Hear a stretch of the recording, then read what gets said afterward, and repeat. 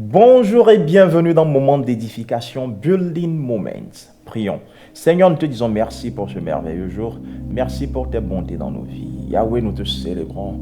Merci d'être pour nous un Père, un ami, un consolateur, un guide et un enseignant. Et nous sommes venus aujourd'hui pour que tu nous enseignes encore. Nous demandons que ta parole nous édifie et qu'elle nous donne notre héritage parmi les saints. Et que par ton Esprit Saint, Seigneur, tu nous élèves jusqu'à ce que nous atteignions cette hauteur, cette dimension que tu as préparée et que tu as destinée pour nous, pour la manifestation de ta gloire. Dans le précieux, merveilleux nom de Jésus-Christ. Amen, amen. Alors, aujourd'hui, nous continuons avec la série d'enseignements que nous avions entamée au cours de la séance dernière. Il s'agit de comment obtenir les promesses. Comment obtenir ou comment hériter les promesses. Et nous avions mentionné qu'il y a 3 éléments qui nous permettent d'obtenir les promesses. 1, la foi.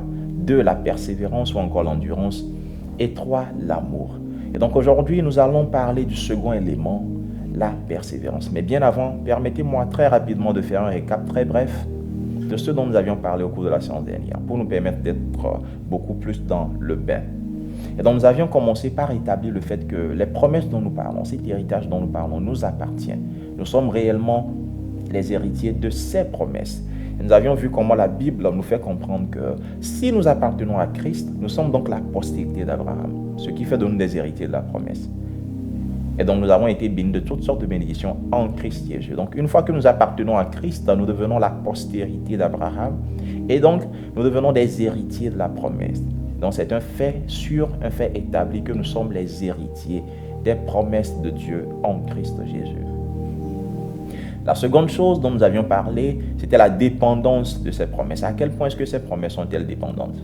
Et nous avions vu comment Dieu, en voulant donner plus d'évidence, plus d'assurance à nous qui sommes les héritiers de la promesse, en plus des promesses qu'il a faites, il a ajouté un serment. Il a ajouté un serment. Et cette alliance ne peut jamais échouer. Il a voulu nous donner plus d'assurance, plus d'évidence que ce qu'il a promis, il demeure fidèle pour l'accomplir. Et donc nous pouvons dépendre de lui, nous pouvons dépendre de sa parole, nous pouvons dépendre de ses promesses pour rendre notre vie belle dans le nom puissant de Jésus-Christ. Et troisièmement, nous avions parlé de la nature de ces promesses. Nous avions vu que ces promesses sont de nature divine, ces promesses sont de nature céleste, ces promesses sont de nature spirituelle. Dieu nous a bénis de toutes sortes de bénédictions spirituelles en Christ Jésus dans les lieux célestes. Et c'est justement à cause de la nature de ces promesses, c'est à cause de la nature de cet héritage que nous avons besoin de la foi, qui est un système de transaction entre le naturel et le surnaturel. Et donc de là, nous avions parlé de la foi comme étant le premier élément qui nous permet d'obtenir les promesses. Et la foi, nous l'avons définie comme étant une pleine assurance, une conviction, une confiance absolue de l'espérance que nous avons. Cette espérance étant basée sur l'intégrité et la capacité de Dieu à accomplir ce qu'il a dit, suivi des actions correspondantes venant de notre part. Parce que nous avions vu que la foi en un mot, c'est l'obéissance. La foi en un mot, c'est l'obéissance. Et donc lorsque nous mettons notre foi en action, lorsque nous mettons notre foi à l'œuvre, qu'est-ce qui se passe? La Bible dit que nous allons rencontrer des épreuves. Ce que la Bible appelle l'épreuve de notre foi dans Jacques 1. Et donc c'est à cause de l'épreuve de notre foi, ou c'est à cause des diverses épreuves que nous aurons à traverser pour tester notre foi, que nous avons besoin du second élément, la persévérance, pour obtenir les promesses. Et donc aujourd'hui, nous parlons de la persévérance comme étant le second élément pour obtenir les promesses de Dieu. Qu'est-ce que c'est que la persévérance? La persévérance, c'est la fermeté face à la pression. La persévérance, c'est la fermeté face à la pression. La fermeté face à la pression ou l'endurance à travers les épreuves. C'est ce que nous appelons la persévérance. C'est le fait d'avoir une disposition d'attente patiente. Maintenir, conserver votre espérance jusqu'à l'accomplissement de ce à quoi vous vous attendez. Et dans la Bible dit dans Hébreux 6, lorsque vous lisez à partir du verset 11, la Bible dit « Nous désirons que chacun de vous montre le même zèle pour conserver jusqu'à la fin. » Conserver jusqu'à la fin, l'endurance. Nous désirons que chacun de vous montre le même zèle pour conserver jusqu'à la fin une pleine espérance. Verset 12, en sorte que vous ne vous relâchiez point. Donc, il y a une possibilité que vous vous relâchiez, il y a une possibilité que vous vous découragiez, que vous vous abandonniez.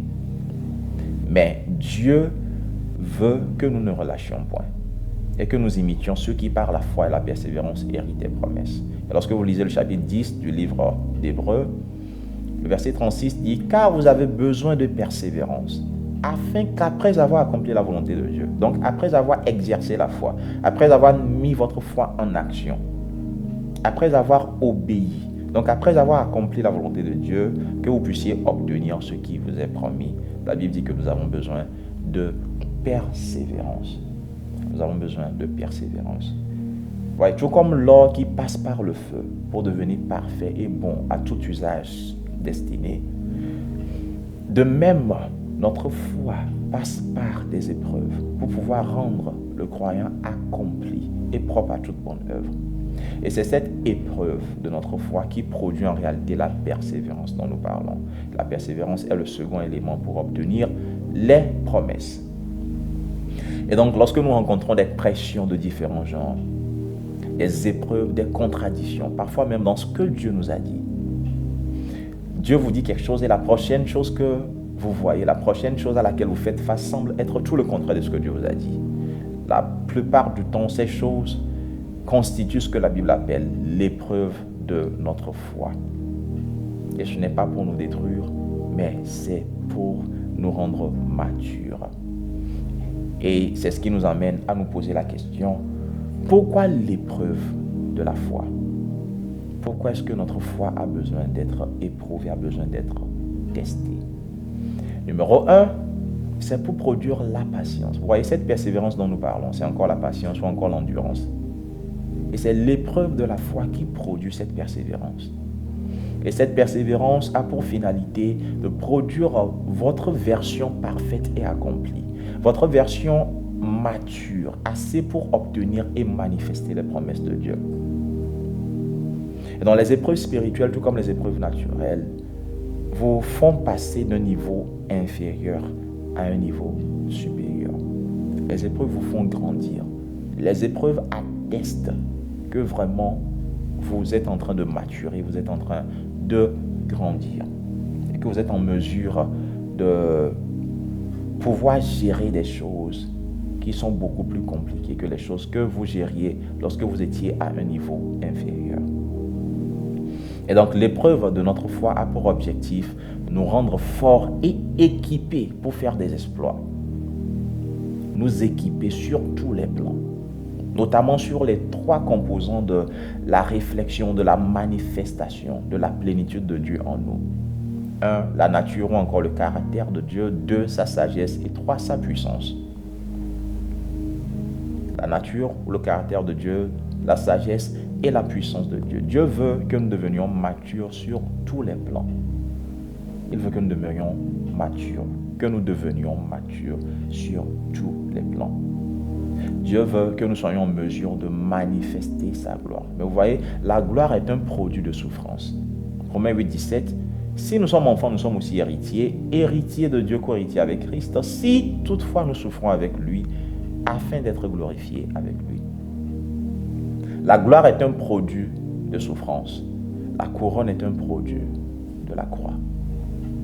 Et donc la Bible nous dit dans 1 Pierre 4, du verset 12 au verset 14, que nous ne devons pas être surpris. Il dit, bien-aimés, ne soyez pas surpris comme d'une chose étrange qui vous arrive, de la fournaise qui est au milieu de vous pour vous éprouver. Pas pour vous brûler, pas pour vous détruire, mais pour vous éprouver.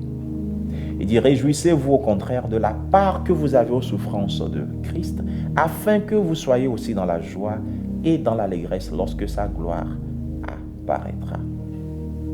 Il dit, si vous êtes outragés pour le nom de Christ, vous êtes heureux parce que l'Esprit de gloire, l'Esprit de Dieu repose sur vous. Et donc c'est à cause de cette finalité, à cause de la gloire, que nous sommes exhortés à regarder comme un sujet de joie complète les diverses épreuves auxquelles nous pouvons être exposés. Et donc pourquoi l'épreuve de la foi? Pour produire en nous la patience, la persévérance qui produit notre version parfaite, accomplie, mature pour obtenir et manifester les promesses, la gloire de Dieu. Pourquoi l'épreuve de la foi numéro 2? pour évaluer le type et l'état de notre cœur. Notre foi est testée pour évaluer le type et l'état de notre cœur. Vous savez que la foi vient de ce que vous entendez de la parole de Dieu. Et la parole de Dieu est comme une semence. En réalité, elle est une semence. Et quand il s'agit de semence, il ne suffit pas de recevoir la semence. Le plus important, c'est le sol qui reçoit la semence. Et donc, peu importe combien bonne est la semence, le type de sol que votre cœur est le facteur qui détermine non seulement les fruits ou les résultats que vous allez produire, mais également leur quantité. Oui, il ne suffit pas de produire du fruit, mais il faut produire du fruit en grande quantité. Jésus a dit dans Jean 15, le verset 8, que c'est lorsque nous produisons du fruit en abondance, lorsque nous produisons beaucoup de fruits, que notre Père Céleste est glorifié. Donc la quantité compte.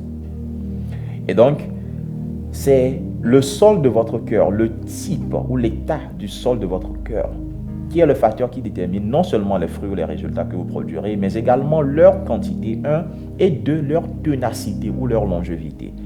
Toujours dans Jean 15, le verset 16, Jésus a dit, ce n'est pas vous qui m'avez choisi, mais c'est moi qui vous ai choisi, afin que vous alliez, que vous portez du fruit, et que votre fruit demeure. Que votre fruit demeure. Donc, la ténacité ou encore la longévité de votre fruit est très, très, très important. Très important. Donc, notre foi est testée, notre foi est éprouvée. D'abord pour produire en nous la persévérance qui produit notre version parfaite et accomplie, qui nous permet d'obtenir et de manifester les promesses de Dieu. Mais 2, l'épreuve de notre foi a pour objectif d'évaluer le type et l'état de notre cœur et de le transformer en cas de besoin. La troisième raison pour laquelle notre foi est testée, notre foi est éprouvée, cela a à voir avec notre marche avec Dieu. Vous voyez, marcher avec Dieu requiert que vous soyez enraciné et fondé en lui. Marcher avec Dieu requiert que vous soyez enraciné et fondé en lui. Et pour cela, vous avez besoin d'être affermi par la foi. Regardez ce que la Bible dit dans Colossiens 2, verset 6. Ainsi donc, comme vous avez reçu le Seigneur Jésus-Christ, il dit marchez en lui. Verset 7, étant enraciné et fondé en lui et affermi par la foi, d'après les instructions qui vous ont été données, et abondé en actions de grâce. Éphésiens 3, 17, en sorte que Christ habite dans vos cœurs par la foi. Et donc, pour pouvoir marcher comme il le faut avec Dieu, cela requiert que vous soyez enraciné et fondé en lui, que vous soyez affermi par la foi. Et il n'y a pas moyen que vous soyez affermi par la foi si votre foi n'est pas mise à l'épreuve. Maintenant, pourquoi est-ce qu'il est si important d'être affermi par la foi? Je viens de le dire, si votre foi n'est pas ferme, si votre foi n'est pas affermi, si vous-même vous n'êtes pas ferme, vous n'êtes pas affermi par la foi et dans la foi, vous ne pourrez pas marcher avec Dieu jusqu'au bout. Et donc, très rapidement, parlons de quelques raisons pour lesquelles nous avons besoin d'être fermes dans la foi. Pourquoi est-ce que Dieu est si intéressé par le fait que nous soyons affermis dans la foi et par la foi? Première raison, c'est pour ne pas succomber au moment de la tentation. Pour ne pas succomber au moment de la tentation. Dieu ne veut pas que nous finissions comme les gars dans Luc 8 et le verset 13.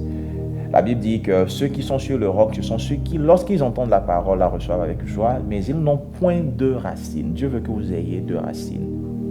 Que vous ayez des racines. Dieu veut que vous ayez des racines assez solides pour tenir jusqu'au bout. Ils n'ont point de racines. Ils croient pour un temps. Ils croient pour un temps. Donc, ils manifestent le premier élément qui leur permet d'obtenir les promesses. Mais il manque le second élément, la persévérance. Donc, ils croient pour un temps, mais ils succombent au moment de la tentation. Ils manquent de persévérance. Et pour produire cette persévérance en vous, Dieu va soumettre votre foi à une série d'épreuves. Pour que vous soyez affermis par la foi, que vous deveniez ferme dans la foi. Pourquoi est-il si important d'être affermi par la foi? Numéro 2, pour résister au diable. Parce qu'il viendra contre vous. Vous êtes héritier de Dieu, le diable viendra contre vous. Pour résister au diable, pour tenir ferme contre les ruses du diable, pour résister dans le mauvais jour et tenir ferme, même après avoir tout surmonté, pour pouvoir éteindre tous les traits enflammés du malin. Dieu a besoin que vous soyez affermis par la foi, que vous teniez ferme dans la foi. Lorsque vous lisez 1 Pierre 5, verset 8 au verset 9, il dit « Soyez sobres, veillez. Votre adversaire, le diable, rôde comme un lion rugissant, cherchant qui dévorer. » Il dit dans le verset 9 « Résistez-lui. » Vous ne pouvez pas résister si vous n'êtes pas endurant. La résistance demande l'endurance. La résistance demande la persévérance. Résistez-lui avec une foi ferme, sachant que les mêmes souffrances sont imposées à vos frères dans le monde. Éphésiens 6, le verset 13 dit « C'est pourquoi prenez toutes les armes de Dieu, afin de pouvoir résister dans le mauvais jour et tenir ferme après avoir tout surmonté. » Et parmi ces armes de Dieu, la Bible nous parle du bouclier de la foi. Dans le verset 16 d'Éphésiens 6, il dit « Prenez par-dessus tout cela le bouclier de la foi, avec lequel vous pourrez éteindre tous les traits enflammés du malin. » Pourquoi est-il si important d'être affermi par la foi, d'être ferme dans la foi? Numéro 3, pour préserver votre salut éternel. Pour préserver votre salut éternel, le salut de votre âme. Vous ne voyez, par ordre de priorité, votre salut est plus important à Dieu. Dans 3 Jean, le verset 2, il dit « Bien-aimé, je souhaite que tu prospères à tous égards et que tu sois en bonne santé, comme prospère l'état de ton âme. » Alors que même votre salut éternel, même le salut de votre âme peut être perdu. Lorsque vous manquez de persévérer, lorsque vous manquez de retenir votre espérance, lorsque vous manquez de tenir ferme dans la foi, il est possible que vous perdiez votre salut éternel. Regardez ce que la Bible dit à ce sujet.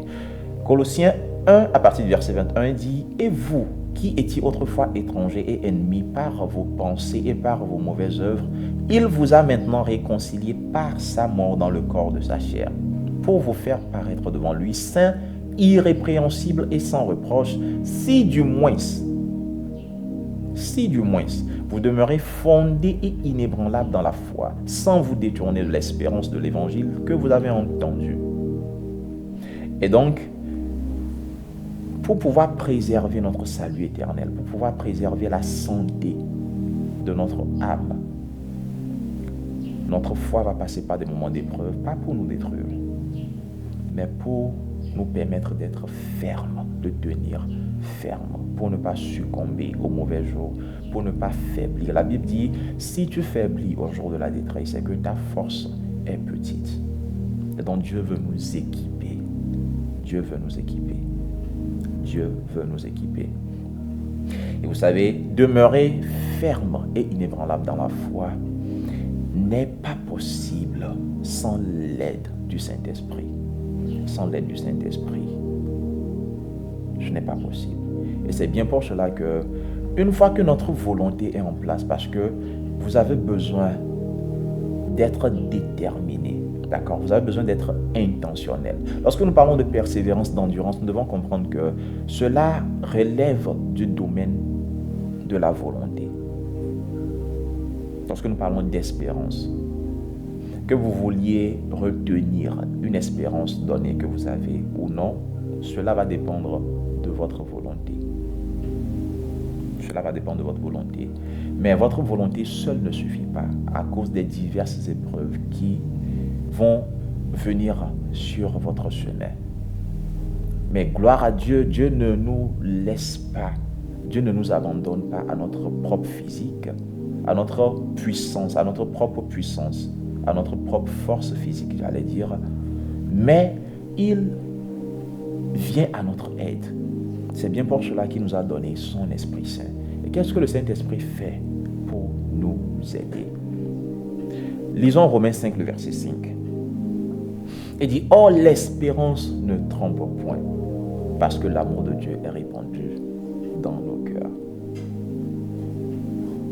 L'amour de Dieu est répandu dans nos cœurs par le Saint-Esprit. Donc le Saint-Esprit, pour nous aider, persévérer, à endurer. Répand dans nos cœurs l'amour.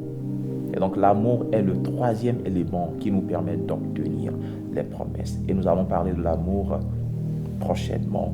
Mais vous voyez, l'amour est une force, une puissance inimaginable. L'amour a une force qui vous motive, ou l'amour est une force plutôt qui vous motive, qui vous rend fort, qui vous permet de vous accrocher jusqu'au bout. L'amour. Donc le Saint-Esprit répand l'amour du Père dans nos cœurs. Rappelez-vous que le cœur est le sol où la semence de la parole tombe. Et donc le Saint-Esprit répand l'amour de Dieu dans nos cœurs pour nous permettre d'endurer, pour nous permettre de persévérer jusqu'à la fin. Vous voyez, la Bible dit que la foi est agissante par l'amour. Et donc nous avons besoin de ces trois éléments pour obtenir les promesses. La foi, la persévérance et l'amour. Et donc, comme je l'ai dit, nous allons parler de l'amour prochainement.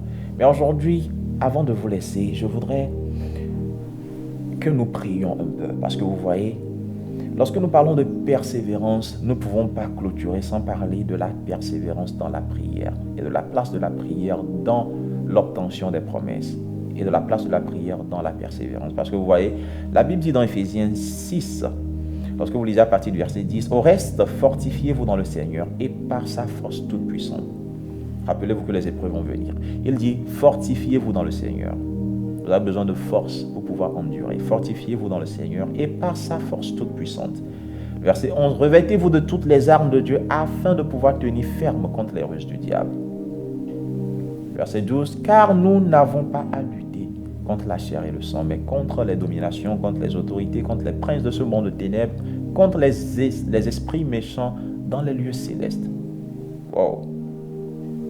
Nous avons des promesses qui sont célestes, qui sont divines, qui sont spirituelles, et nous avons des esprits méchants qui sont dans les lieux célestes, qui sont prêts à tout pour nous combattre, pour nous empêcher de manifester, d'obtenir et de manifester ces promesses.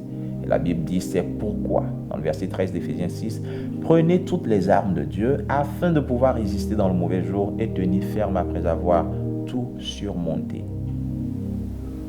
Et le verset 16 dit, « Prenez par-dessus tout cela le bouclier de la foi, avec lequel vous pourrez éteindre tous les traits enflammés du malin. » Et lorsque nous parlons du bouclier de la foi, nous devons comprendre la place de la persévérance dans la prière. La place de la persévérance dans la prière. C'est bien pour cela que dans le verset 18, la Bible dit « Faites en tout temps par l'Esprit toutes sortes de prières et de supplications. Veillez à cela avec une entière persévérance. » Il y a un lien très fort entre la persévérance et la prière. La persévérance et la prière. Faites en tout temps par l'Esprit toutes sortes de prières et de supplications. Nous allons prier tous ensemble. Élève ta voix et prie par l'Esprit. Parahasumandi kovrahaskeva. Ke balambre hoshkiva lambre kosi barandi kopalate. Subarandi kovalandi kaisapeli barandu koshi balata. Jésus a dit priez afin que vous ne tombiez pas dans la tentation. Bade somandi kovrate koski balata. Robalandi kobrako zeli pranti koske valandi koje di barata. Les disciples de Jésus avaient la volonté, ils avaient la foi, mais il manquait de persévérance. Ala dovarandi kozi la barandi ateliga barande koski balata. Rabele manakwazi varandi koje di barandi koski balata. E mande kobroski valandi kobrahaskeva. Ila mana hoshe de berandi koski varande kobrahaseba. Ila kobrandi koske valandi koje di barande koski balata. Irondo kosko valante. Isko barandi kobrakesko valante. Tu es en train d'obtenir, tu es en train de construire la force pour pouvoir tenir au mauvais jour. Ila barande kozeli barando kosi barata. Prie par l'Esprit. Prie par l'Esprit. Prie par l'Esprit. Développe de la capacité, développe de la force. Et rondu paila kosi mande kojada. Eradabalande cose de beruandi capai. Eswandi kof, edibarande kosiba. Que le faible dise je suis fort. Et l'amande koja di barande koske barandi koski balante. Je puis tout par celui qui me fortifie. Rabalande koske mante. Fortifie-toi en ce moment par l'esprit, en priant par l'esprit. Et randa koski balante, afin que tu sois fortifié dans ton homme intérieur par le Saint-Esprit. Iradabalande koskemante. Engage ton esprit dans la prière en ce moment. Ilabrande koskibalate. Car il est écrit, l'esprit de l'homme le soutient dans ces moments de faiblesse. Ilabrande koje de berwandi kapalande koskibarande kopalate. Développe la force, la capacité dans ton homme intérieur. Irande koskuvalande kobroskuvalante. Nous vivons dans les derniers temps. La Bible dit qu'il y aura des moments difficiles. Tu as besoin de force pour tenir ferme. Tu as besoin de capacité pour tenir ferme. Prie par l'esprit. Et robolokosi la palante. Et swande. Et jade borondu koposuba. Mande rovoroski balate. Imande kobrahaske valante. Il y a des moments où votre obéissance est tellement douloureuse. Et comme Jésus, vous pouvez arriver à un moment où votre âme est triste jusqu'à la mort. Mais qu'est-ce que Jésus a fait? La Bible dit qu'il est allé se jeter sur ses genoux. Et il a commencé par prier. Debarade swamandi kove. Ilabarandi kojanamandi kezave. Ilando sila paile burundu koshiba. Irando kobosute. Et la Bible dit que pendant qu'il priait, un ange de Dieu est descendu pour le fortifier.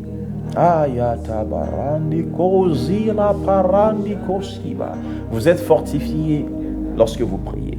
Vous êtes fortifié dans votre homme intérieur lorsque vous priez. Vous obtenez la force pour endurer, pour persévérer. Ilapando sute rabalando koje di barandi askevalate.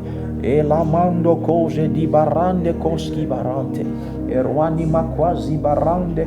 E ronto kosi balande. E ramando koze brala hastiva. E lombondu kazena mandiko fradiga zabai. Thank you, Lord Jesus. Imande koze valatai. Au nom puissant de Jésus-Christ, je prie pour toi qui me suis. Que tu sois fortifié par le Saint-Esprit dans ton homme intérieur, dans le nom puissant de Jésus-Christ. La force qu'il te faut pour endurer, la force qu'il te faut pour persévérer et tenir ferme jusqu'au bout. Que cette force te soit communiquée en ce moment par le Saint-Esprit, au nom puissant de Jésus-Christ. Amen, amen. Demeurez bénis, c'était un moment d'édification et je crois que par l'Esprit de Dieu, vous avez été édifiés. Demeurez